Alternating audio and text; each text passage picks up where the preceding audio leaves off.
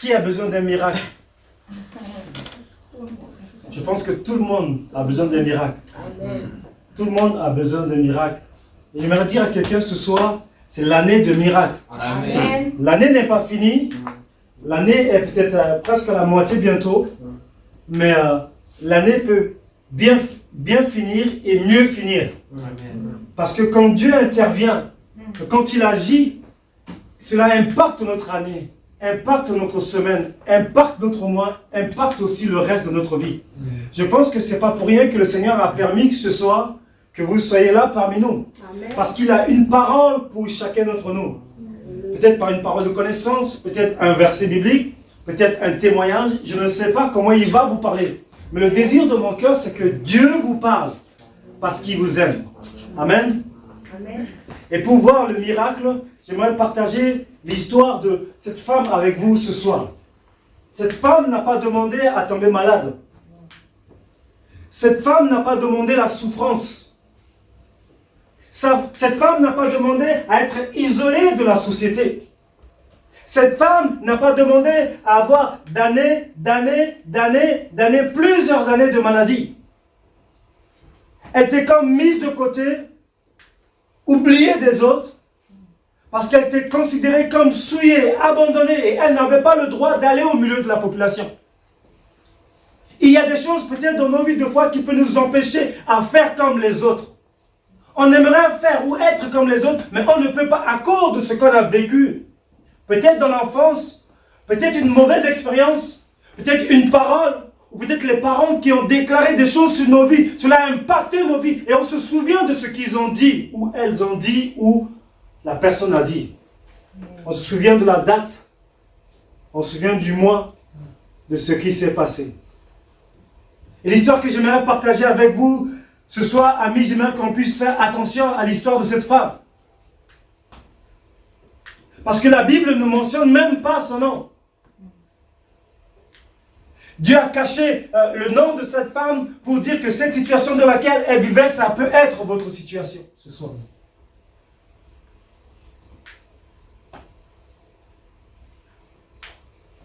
Notre conférence se tient sur ce temps qui est le miracle.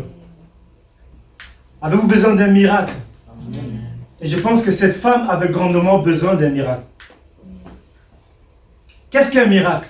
Alors je suis parti dans le dictionnaire, j'ai regardé un petit peu, j'ai fouillé un peu, j'ai fait comme Colombe. Elle aime bien aller fouiller dans les livres, vous voyez? Et miracle, c'est un nom masculin qui veut dire événement extraordinaire, qui ne peut se produire naturellement. Cette rencontre est un miracle. Par exemple, phénomène interprété comme une intervention divine. Pour qu'il y ait un miracle, il faut qu'il y ait quelque chose de surnaturel qui sort de l'ordinaire, qui impacte la vie humaine, ou soit qui impacte la nature, qui impacte le cours de l'histoire pour amener ce qui est impossible à la possibilité. Ce que les hommes ne peuvent pas faire. Dieu va le faire, mais d'une manière surnaturelle. Et nous tous, on a besoin du surnaturel. Un miracle, c'est le synonyme du miracle, c'est prodige. C'est aussi signe. C'est des faits résultats étonnants, extraordinaires, qui suscitent l'admiration. Le miracle de la science, par exemple, le synonyme, c'est les merveilles, prodiges. Et quelqu'un dit ceci, par miracle, par quelque chose d'extraordinaire, une façon inattendue, inespérée, où il n'y avait plus d'espérance, où on ne savait plus comment faire, où le médecin avait dit son dernier mot, mais Dieu a opéré le miracle pour confondre les hommes, pour les laisser dans leurs limites et les amener dans l'illimité de Dieu. C'est ça le miracle.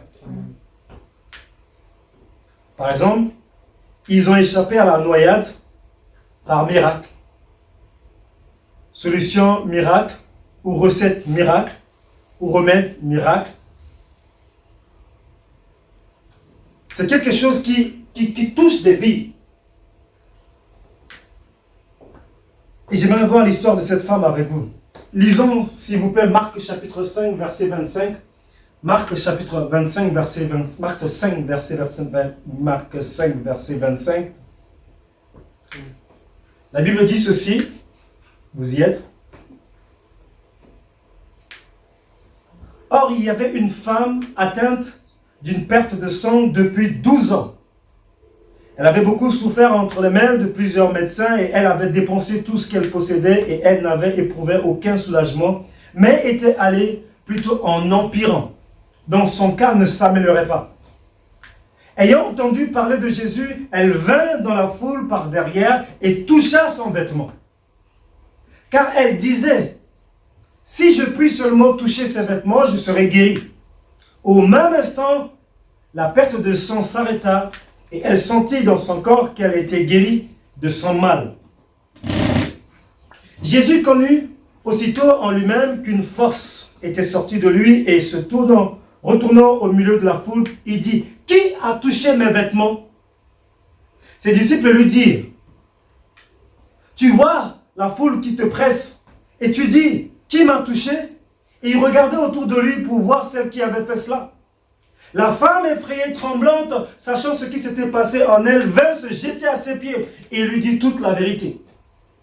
Mais Jésus lui dit, ma fille, ta foi t'a sauvée, va en paix et sois guérie de ton mal. Amen. Amen. J'aimerais vous proposer ce soir, avant que vous rentrez, j'aimerais vous proposer trois choses. Que vous rentrez avec la paix intérieure dans votre cœur, que vous rentrez avec une guérison et que vous rentrez avec le salut dans votre cœur. Amen. Ces trois choses. La paix, parce que le prince de paix est ici. La guérison, parce que il est le médecin des médecins. Et le salut, parce que il est l'auteur du salut. Et le premier point que j'aimerais voir avec vous, c'est cette femme était atteinte de la maladie. Cette femme n'a pas demandé un courrier à la poste ou elle n'a pas envoyé un courrier à la poste dans un hôpital pour dire « Donnez-moi telle maladie, donnez-moi telle maladie ». Je pense que personne ne souhaite tomber malade. Nous tous, on aime bien être en bonne santé. Normalement, un homme bien constitué aime être en bonne santé parce qu'il y a tellement de choses à faire, tellement de choses à faire. Mais voyez-vous, la Bible nous dit que cette femme était atteinte. Quand on dit qu'elle est atteinte, c'est subitement. Cela ne nous prévient pas, cela arrive subitement. Comme un éclair. Elle était atteinte. Maladie d'une perte de sang. La Bible nous parle de 12 années de souffrance. Ce n'était pas une année. Peut-être qu'aux premières années, elle disait dans son cœur, peut-être la première année, ça va passer. Elle espérait, sa foi encore était là. Elle dit, mais ça va changer. Et elle espérait peut-être semaine après semaine. Et voilà, 1 mois, 2 mois, 3 mois, une année qui passe. Elle dit encore, peut-être aux deuxième année, ça va changer. Et peut-être son discours, ça va changer. Un jour, elle se rend compte que ça n'a jamais changé. Elle arrive aux 12e année. C'est aux 12e année que Dieu du haut des cieux va envoyer Jésus-Christ pour atteindre cette femme, pour parler au cœur de cette femme, mais c'était à la femme de saisir l'année du miracle. Voyez-vous, nous sommes entourés ici de monde invisible et monde visible. Sauf que le monde invisible, on ne peut pas le voir avec nos yeux. Mais le monde invisible est là. Par exemple, pour que le Wi-Fi soit branché ici, il y a le Wi-Fi ici. Pour que le Wi-Fi, vous ayez le Wi-Fi, il faut avoir le code du Wi-Fi. Quand vous avez le code du Wi-Fi, alors vous pouvez aller sur Internet. Mais le Wi-Fi est ici, vous ne le voyez pas. Il y a la radio ici également. Il y a la télé. Il y a beaucoup d'informations qui circulent ici. Mais pour capter ces informations, il vous faut un appareil. Soit votre portable, soit un appareil spécial qui voit ce qui se passe dans le monde invisible. Et là, on peut voir ce qui se passe. Et Dieu, par sa grâce, veut que vous connectez ce soir à son monde invisible où il va opérer le miracle dans votre vie. Et pour connecter à ce monde invisible, il faut la foi. Il faut la foi.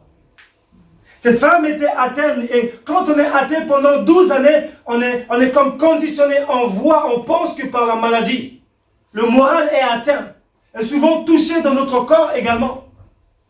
Et cela peut affecter sa vie sentimentale.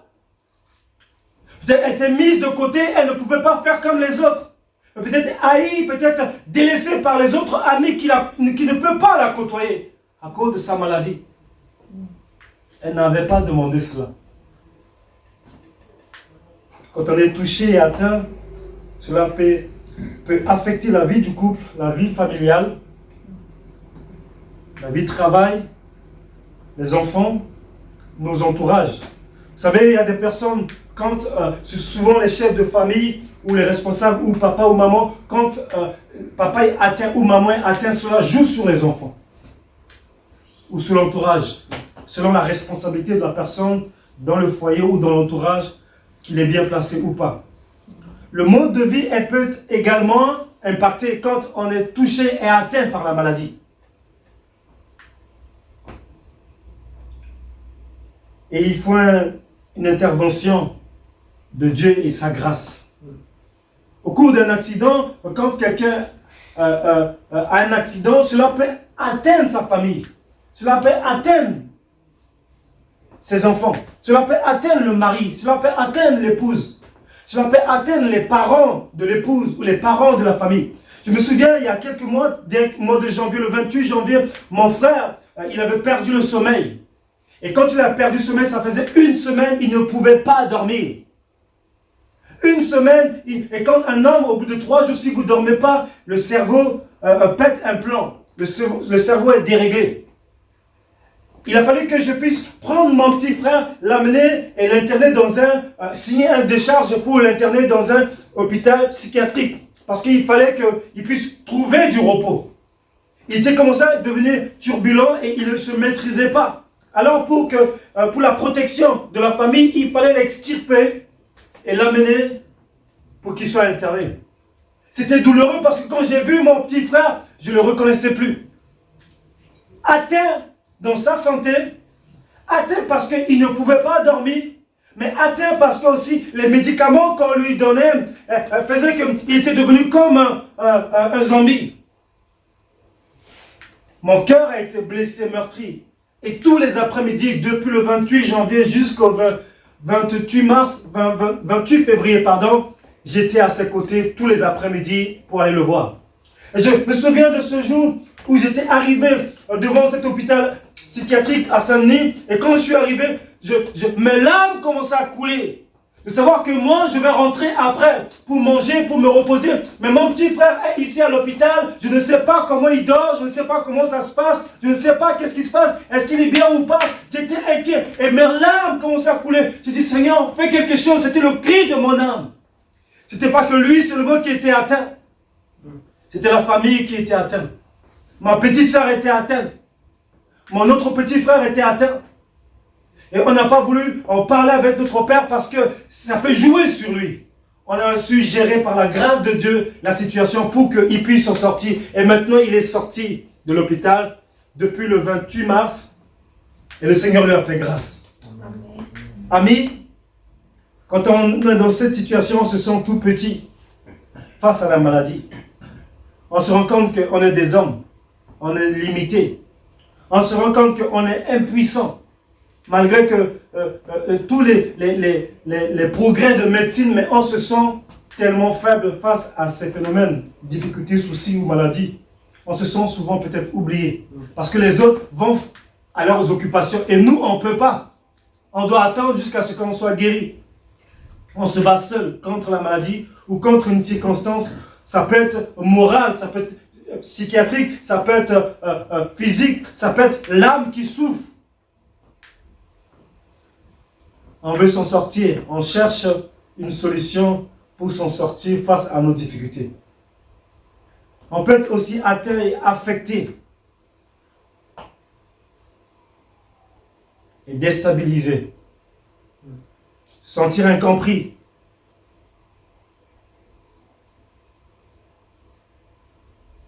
Atteint et affecté par plusieurs choses. Déstabilisé dans notre équilibre social, familial ou personnel.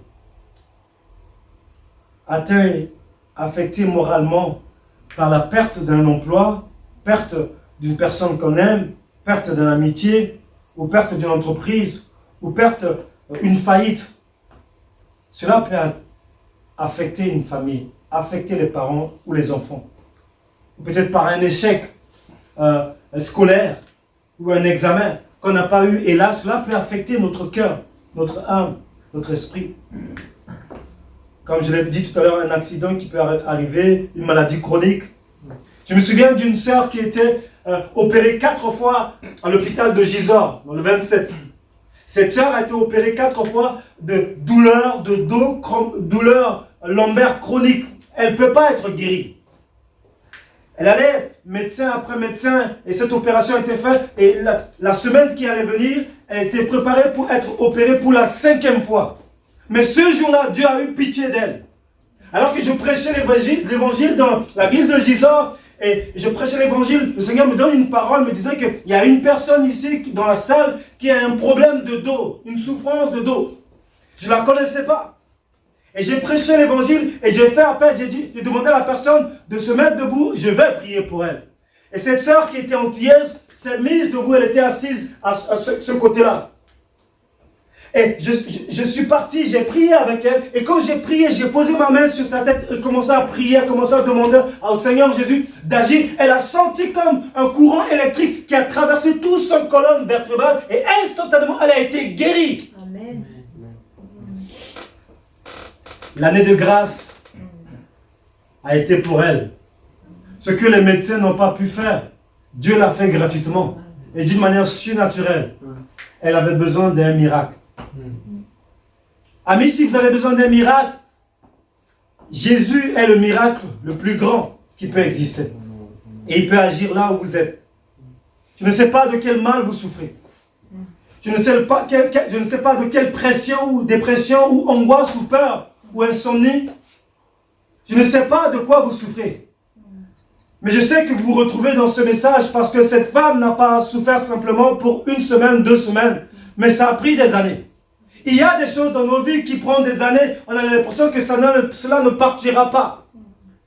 On se sent comme impuissant et petit devant ces choses-là. Mais j'aimerais te dire, ami, la Bible dit de Jésus que Dieu lui a donné tout pouvoir dans le ciel et sur la terre. Il a reçu le pouvoir dans le ciel et sur la terre, sur toute maladie, sur toute puissance de ténèbres, et rien ne peut lui résister. Même pas le nombre d'années de vos souffrances.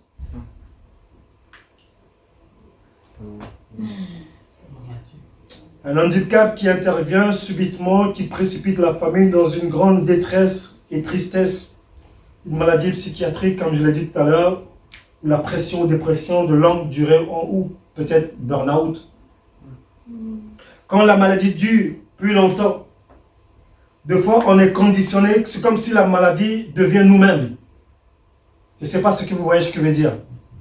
On se conditionne par rapport à la maladie. On vit aux fonctions de la maladie. C'est comme si on approprie la chose, quand ça devient nous-mêmes.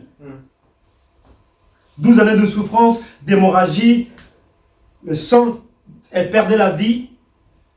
J'aimerais vous parler de sang. De quoi le sang est composé? Vous connaissez? Il y a des médecins ici? Non? Notre sang est composé d'un tissu vivant, composé de liquide et de solide. On va faire un peu de cours de biologie. La partie liquide appelée plasma, vous avez entendu parler des plasmas. Ce n'est pas des écrans plasma que je suis en train de parler. Hein. Aya, je te vois venir. Hein. Ce n'est pas le plasma chinois ou japonais ou coréen que je suis en train de parler. C'est des plasmas, les pockets pour quand vous allez à l'hôpital, on parle de plasma. C'est ça que l'homme ne faut pas dormir. Hein. Mais je dors pas. D'accord.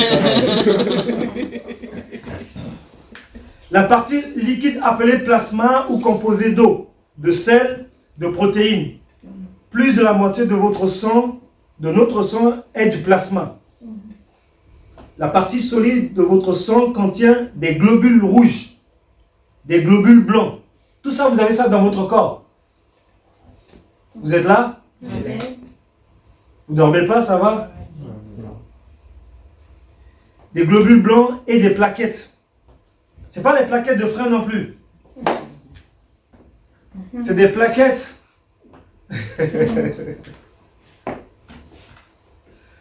Ça s'appelle des plaquettes. La maladie et troubles sanguins affectent une ou plusieurs parties du sang et empêchent votre sang de faire son travail. Donc de nombreuses maladies de troubles sanguins sont causées par des gènes, on appelle des gènes. Parmi les autres causes, citons d'autres par exemple, la maladie du sang en effet secondaire des médicaments et le manque de certains nutriments. Donc quand vous ne mangez pas, quand vous ne vous nourrissez pas bien, cela joue sur votre sang. Il manque des vitamines dans votre corps, dans votre alimentation. Les troubles sanguins les plus courants sont l'anémie et les troubles hémorragiques tels que l'hémophilie. Il existe un grand nombre de maladies du sang, aussi appelées hémopathies. On peut aussi toutefois les classer en fonction de l'élément du sang concerné. Par exemple, la maladie des globules blancs, ça s'appelle leucocénie. Vous avez entendu parler de ça? D'accord. En cours de SVT. Comment? Il dit en cours de SVT. En cours de SVT. C'est ça. Leucocénie ou baisse du nombre de leucocytes, hyperleucocytose ou augmentation du nombre de leucocytes. Ou on peut dire aussi simplement leucémie. Multiplication anormale des leucocytes ou cancer. Les maladies de globules blancs. Cette femme était vraiment atteinte. Hein? La maladie de globules rouges, anémie, ou baisse de concentration hémoglobine, ou surproduction de globules rouges, microsphérocytose.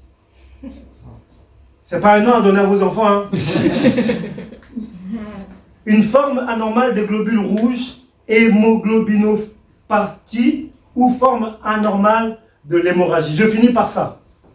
Hein? Colombe, je finis quand même, non? D'accord. Les maladies des plaquettes. J'avais parlé des plaquettes tout à l'heure. Baisse du nombre de plaquettes, hyperplaquetose. Augmentation du nombre de plaquettes. Il existe également des maladies éléments non figurés du sang, c'est-à-dire des protéines ou molécules contenues dans le plasma. On peut citer l'hémophilie, l'hypercholestérolémie, le diabète. Tout ça, ça veut dire le diabète. Voilà. Cette femme ne pouvait pas se projeter dans la vie. Elle ne pouvait pas faire comme toutes les autres femmes. La vie avait eu raison d'elle. Elle était dans l'impossibilité. Elle ne pouvait pas faire comme les autres. Elle était dans une situation douloureuse. Sa vie a basculé. Le jour où sa vie a basculé, elle se souvient de ce jour-là. Elle pouvait dire dans son cœur, si je pouvais, si je savais. Pourquoi j'ai cela? Pourquoi les autres sont en bonne santé? Ils ont leur famille, ils ont leurs enfants, ils ont leur mari. Mais pourquoi moi, je n'ai pas? Pourquoi? Vous savez, il y a beaucoup de nos pourquoi qui n'ont pas de solution. Qui n'ont pas la raison d'être. Mais elles sont là. Elle était comme emprisonnée dans son corps. Elle n'a pas de force, elle perd la vie. Et peut-être que ses enfants aimeraient jouer avec elle, mais ils ne peuvent pas. Peut-être que son mari voulait aller au marché, au centre commercial. Le plus grand centre commercial ici, c'est quoi? Belle Épine. Peut-être qu'elle voulait aller à Belle Épine avec son mari, mais elle ne pouvait pas parce qu'elle manquait de force. Il manquait la vie. Amis, je ne sais pas quelle question vous posez ce soir. Qu'est-ce que j'ai fait à bon Dieu pour mériter cela? Est-ce que Dieu m'aime? Pourquoi je souffre autant? Est-ce qu'un jour je vais m'en sortir? Est-ce qu'il y a-t-il un avenir pour moi? À quoi sert la vie si je dois subir telle chose? Pourquoi ma douleur est intense? Pourquoi personne ne pense à moi? Pourquoi je suis dans l'incapacité de faire comme les autres alors que je ne mérite pas? Job se posait cette question. Pasteur, j'ai combien de temps? J'ai déjà 25 minutes. Encore? D'accord. Job se posait cette même question. Un jour, Job a été frappé par la maladie. Satan, le diable, avait vu que Job était un homme intègre, un homme loyal, un homme juste, qui craint Dieu. Malgré que ses enfants, quand ses enfants péchaient, Job faisait des sacrifices pour protéger ses enfants, pour que Dieu puisse pardonner le péché de ses enfants. Un père qui avait le cœur de Dieu pour ses enfants, pour sa population. Et il n'osait même pas porter son regard sur une femme. Et Job avait fait un pacte avec ses yeux, parce qu'il interdisait à ses yeux de regarder des choses impures. Waouh! Un homme intègre, droit, juste. Mais cet homme qui n'a rien fait va être frappé par la douleur, frappé par la maladie, frappé presque par la mort. Il va prendre les tessons de bouteille pour gratter son corps, malgré que l'ulcère malin l'a atteint. L'homme qui était riche, l'homme qui était renommé, qui était connu, est devenu comme une poussière. Même ses amis se moquaient de lui. Mes amis, on peut être en haut aujourd'hui et demain on peut tomber bas comme la poussière. Jean pouvait dire, pourquoi ne suis-je pas mort dans le ventre de ma mère? Pourquoi n'ai-je pas expiré au sortir de ses entrailles? Pourquoi ai-je trouvé des genoux pour me recevoir et des mamelles pour m'allaiter? Je serai couché maintenant, je serai tranquille. Il réclamait la mort. Je dormirai et je reposerai avec les rois et les grands de la terre qui se bâtirent des mausolées, avec des princes qui avaient de l'or et qui remplirent l'argent leur demeure, où je n'existe pas. Je serai comme un avorton caché, comme des enfants qui n'ont pas vu la lumière. Là ne s'agitent plus les méchants, et là se reposent ceux qui sont fatigués et sans force. Êtes-vous fatigués, êtes-vous sans force? Les captifs sont tous en paix. Ils n'entendent pas la voix de l'oppresseur. Le petit et le grand sont là. Esclave n'est plus soumis à son maître. Pourquoi donne-t-il la lumière à celui qui souffre? C'est Job qui parle. Et la vie à ceux qui ont de l'amertume dans l'âme, qui espèrent envers la mort et qui convoitent plus qu'un trésor, qui serait transporté de joie et saisi d'allégresse s'il trouvait le tombeau. À l'homme qui ne sait où aller et que Dieu cerne de toutes parts, mes soupirs sont ma nourriture et mes cris se répandent comme l'eau. Ce que je crains, c'est ce qui m'arrive. Ce que je redoute, c'est ce qui m'atteint. Je n'ai ni tranquillité, ni paix, ni repos, et le trouble s'est emparé de moi. Job 3, versets 11 à 26.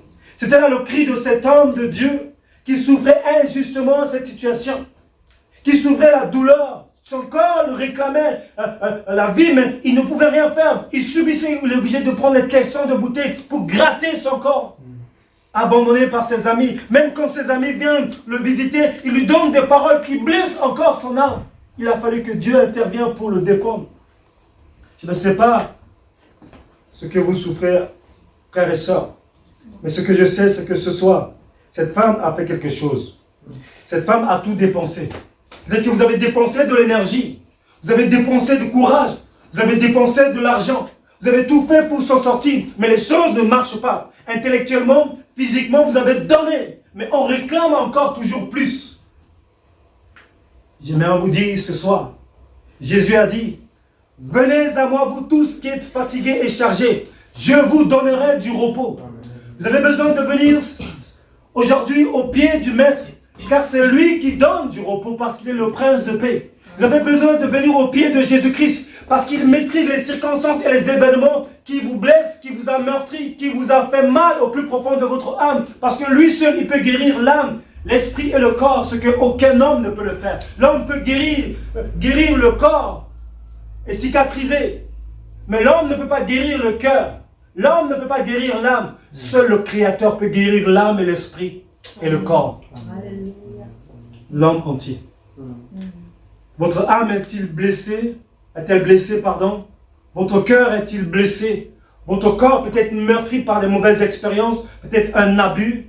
Je me souviens de ce témoignage encore, de cette jeune femme alors que je prêchais dans la ville de 91, pas très loin d'ici, Je prêchais l'évangile et je prêchais l'évangile. Et à un moment donné, le Seigneur me dit qu'il y a ici dans cette salle une jeune femme qui a été abusée dès son enfance. Et à cause de ce qu'elle a vécu, cela a impacté sa vie de femme. Son rapport avec les hommes, ça a été difficile. Je ne la connaissais pas, j'ai été invité pour prêcher. Et elle était assise au fin fond de la salle. Et j'ai demandé à l'église de fermer les yeux. Et j'ai fait l'appel. J'ai dit là où vous êtes, j'aimerais que vous levez votre main, moi j'irai vers vous. Alors que toute l'église était les yeux fermés, elle a levé les mains. Je suis allé discrètement vers elle. J'ai prié avec elle pour que le Seigneur pose sa main sur elle. Parce que la situation qu'elle avait vécue dans son enfance a agi aussi sur sa vie jusqu'à actuellement.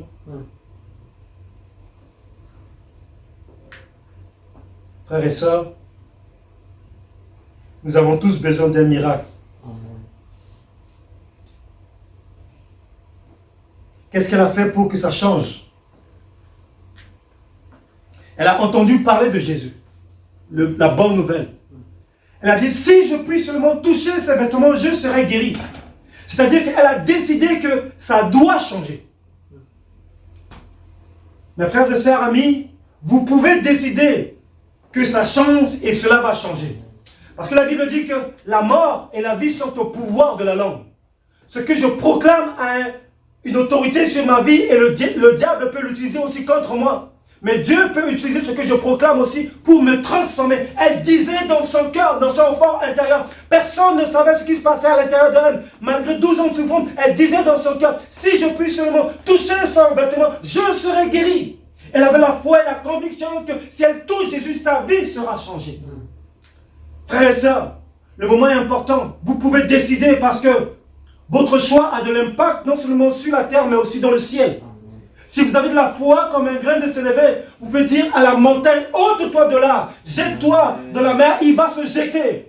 Parce que la foi que cette femme avait, elle laissait personne, elle était entourée de la foule. Toute la foule voulait voir Jésus. Et parmi cette foule, il y avait des malades. Mais seule cette femme a pris la décision de toucher Jésus parce qu'elle voulait son miracle à elle.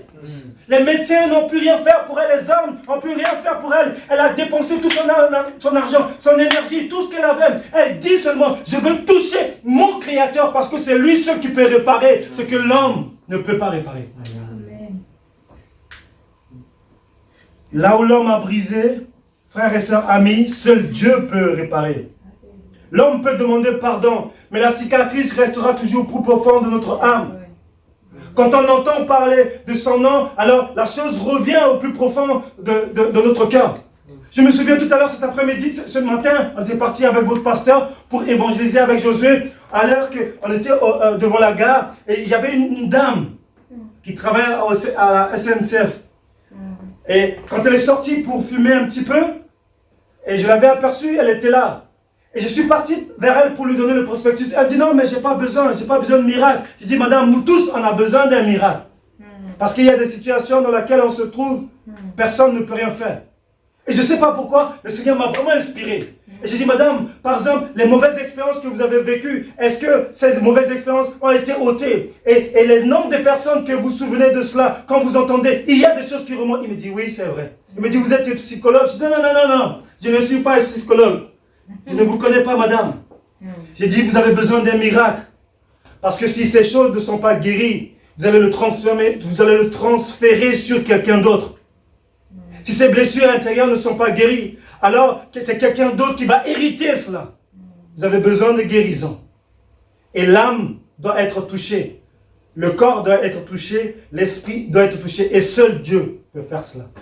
Elle m'a dit, vous avez raison. Elle a dit, mais... vous savez, pour camoufler la chose, elle dit, mais non, mais là ça va, je vais bien pour camoufler la chose.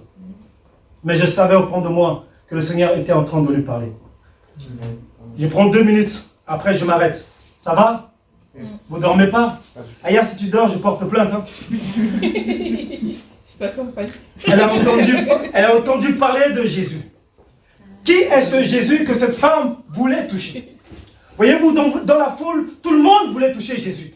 Mais par curiosité. Peut-être que vous êtes venu par curiosité ce soir pour dire, ben, je vais venir voir ce qui se passe. Je vais venir voir. Mais elle dit dans son cœur, Ce Dieu est le Dieu de miracles. J'entends qu'il fait des miracles, des guérisons, il ressuscite les morts. Il donne la vie là où il y a la mort. Il pardonne les péchés. J'ai entendu parler de ce Jésus. Moi aussi, je veux qu'il le fasse dans ma vie. Je pense qu'il faut que nous nous positionnons. Quelqu'un veut se positionner ce soir pour dire, moi aussi, je veux le miracle. Et je me souviens, il y aura beaucoup de témoignages là, pasteur. Je me souviens, un jour, j'étais tombé malade et ils appelaient ça malade orpheline. J'étais déjà orphelin, mais la maladie encore venue a rendu orpheline. Pas moi, mais la maladie est orpheline. Donc ça fait orphelin et elle orpheline. Toutes les semaines, j'allais chez le médecin. Un coup, j'avais mal au ventre, un coup, j'avais mal à la tête. Ça changeait, je ne comprenais pas. J'avais tellement marre de prendre les médicaments. Est-ce que vous n'avez pas marre de vivre certaines choses? Vous ne voulez pas que ça change? Coucou, Amen. vous êtes là? Amen. Il faut que ça change. Il Il faut que ça change. faut que ça change. Et ça faisait des semaines, le médecin me pose beaucoup de questions. Il me dit, monsieur, vous êtes allé en Afrique? Je dis, non, je n'ai pas bougé, ça fait des années que je suis là en France. Je n'ai pas bougé. Parce que des fois, quand vous allez chez le médecin, il croit que peut-être que vous avez ramené les maladies d'ailleurs, peut-être que vous êtes parti en Asie, vous avez fait vous avez voyagé un peu partout et vous avez ramené les maladies. Parce qu'il y a certains pays où on amène le palu, on amène toutes sortes de maladies. Je dis non, madame, je n'ai pas bougé, je suis resté là. Point ferme, j'étais là. Et madame me dit, le médecin me dit, monsieur, on n'arrive pas à trouver ce que vous avez. J'ai dit, Seigneur Jésus. L'homme était arrivé à ses limites. Et moi, je devais aller voir l'illimité de Dieu. Amen. Vous avez besoin ce soir, comme cette femme, aller toucher à l'illimité de Dieu. Ça s'appelle le miracle. J'avais jeûné, j'avais prié, rien ne se passait. J'étais découragé, déprimé. Tous les dés, comme vous le connaissez, j'avais proclamé. Et ce jour-là, je me souviens d'une promesse que Dieu m'a faite quand j'ai perdu ma mère. Dans le psaume 10, il dit qu'il est le père des orphelins, il est le défenseur des veuves, et dans le psaume 68 également. Et cette parole est revenue fort dans mon cœur et fort dans mon oreille. Et ma cousine m'appelle, me dit, mais souviens-toi, Espoir, ce que Dieu t'a dit quand tu as perdu ta mère. Et mes larmes commençaient à couler. J'avais entendu une prédication qui disait, il faut s'attendre à l'Esprit de Dieu. Et ce soir-là, je me souviens, je commençais à maigrir parce que, à force de prendre des médicaments, vous perdez l'appétit, vous ne savez pas quelle douleur vous avez. Un coup c'est le ventre, un coup c'est la tête, un coup c'est chaque semaine à sa maladie. Je me suis mis à genoux ce soir-là. J'ai levé les deux mains vers le ciel. J'ai dit, je sais que tu es mon Père, mais si tu me laisses dans cette situation, je vais mourir. Je ne sais pas quoi faire. Mais je vais m'attendre à ton Esprit Saint. J'avais oublié que Jésus a dit, il vous est avantageux que je m'en aille. Je vous enverrai le consolateur, l'Esprit de Dieu. Il prendra de ce qui est en moi, il vous le révélera. Et là, le Saint-Esprit va parler à mon cœur. Et alors que je lève les deux mains vers le ciel, mes larmes commençaient à couler. Parce que je savais que si Dieu n'agit pas, mon sort sera entre les mains des hommes. Alors j'ai levé les mains pendant 5 minutes, 6 minutes, 8 minutes, 9 minutes, rien ne se passait. Au bout de 10e minute, l'Esprit de Dieu est descendu dans mon cœur. Et je sentais comme si je venais de boire de l'eau fraîche. Et mes entrailles, comme s'il y a quelque chose de frais, mais bien-être. Et j'ai eu peur, je dis, mais c'est quoi ce truc bizarre? Et j'ai ouvert les yeux et j'ai dit, mais c'est quoi ce truc bizarre? Et le Seigneur me dit, Espoir, tu m'as appelé, tu m'as dit de venir et je suis là, laisse-moi te guérir. En fait, c'était la guérison que l'Esprit de Dieu était en train d'opérer en moi, mais moi je ne comprenais pas les choses encore. Et quand j'ai levé les mains, j'ai gardé les mains vers le ciel et le Saint-Esprit a fait son travail, une paix et une joie est venue de mon cœur. J'ai été instantanément guéri. J'ai pris ces médicaments, je les ai jetés. Depuis ce jour, je n'ai plus pris aucun médicament. Je vais m'arrêter là. Cette femme a touché Jésus, sa vie n'a plus été jamais pareille. Parce qu'elle avait la foi. Parce qu'elle s'attendait à rentrer chez elle avec la paix, avec la guérison, mais avec le salut.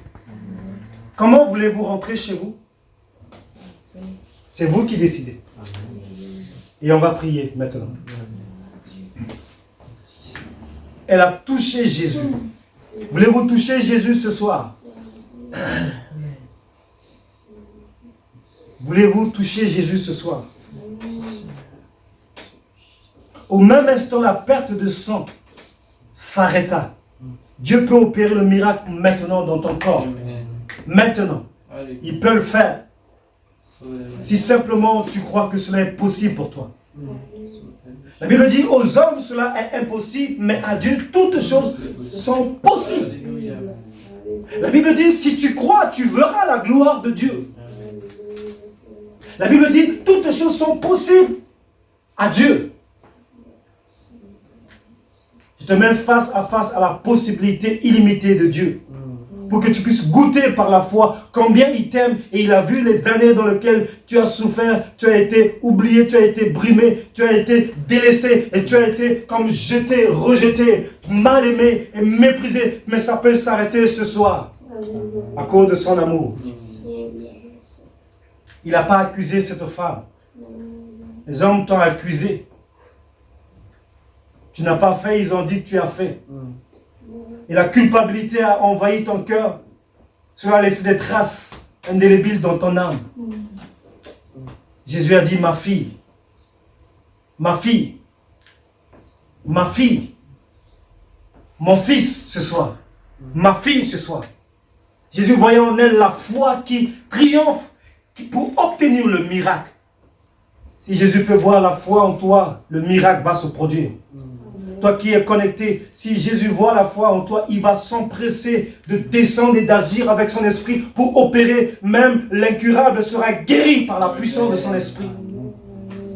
Alors que je prêchais dans la ville de Saint-Junien, il y avait là un homme qui était atteint d'un cancer. Il était suivi à l'hôpital de Limoges, merci. Limoges. Au cancérologue, toute partie cancérologue. Et là, cet homme-là était traité. Mais cet après-midi-là, quand il est venu à la réunion, un chef d'entreprise, mais atteint dans son corps. Il est venu à la réunion et quand j'ai prêché l'évangile pour accepter Jésus, il s'est levé.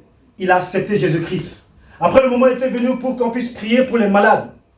Et quand il s'est avancé devant, on a simplement prié. Et le Seigneur a posé sa main d'une manière surnaturelle sur lui.